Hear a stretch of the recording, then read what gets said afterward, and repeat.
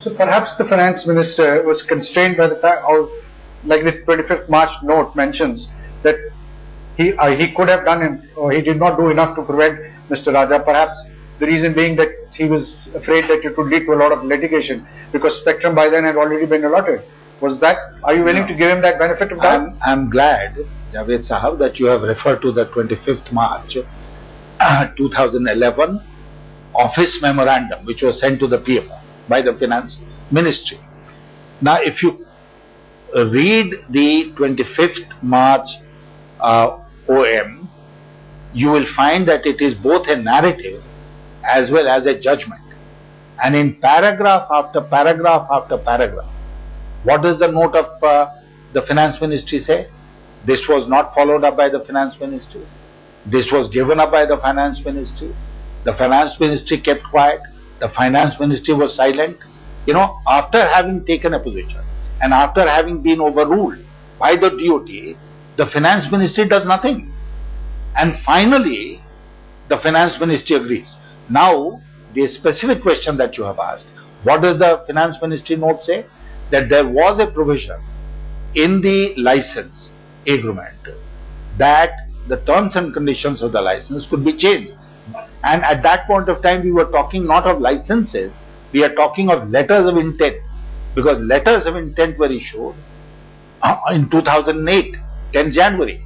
So if LOIs were issued, there should have been no problem in imposing new conditions or even cancelling LOIs if the Finance Ministry had insisted. This is what the note says, that if the Finance Ministry had stuck to its position, then licenses could have been cancelled.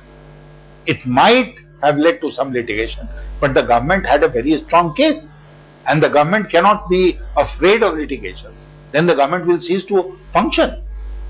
So that is no ground that it might lead to litigation.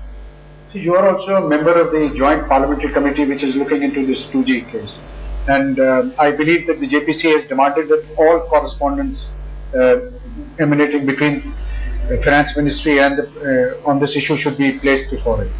What is the strategy that you are about? The chairman JPC, after listening to the views of the members, has decided that we will call the Finance Secretary and the Secretary DEA to depose before the JPC with regard to the 25th March 2011 note.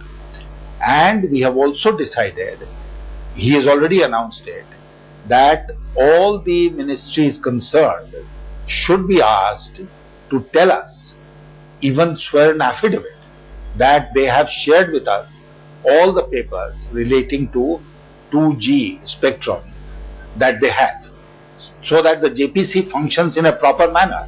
And I'm glad that you have brought in the JPC, because I would like to make a disclaimer here that whatever I am telling you just now is all based on documents which are already in public domain.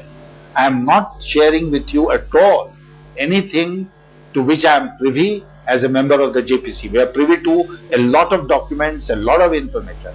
I am not basing what I am saying on those documents. I am basing what I am saying on documents which are already in public domain, like this 25th March 2011 note. How is it that this letter was not made available? Why is it that it wasn't made available to the JPC? That is a question that we will be asking when the Finance Ministry officials appear before us.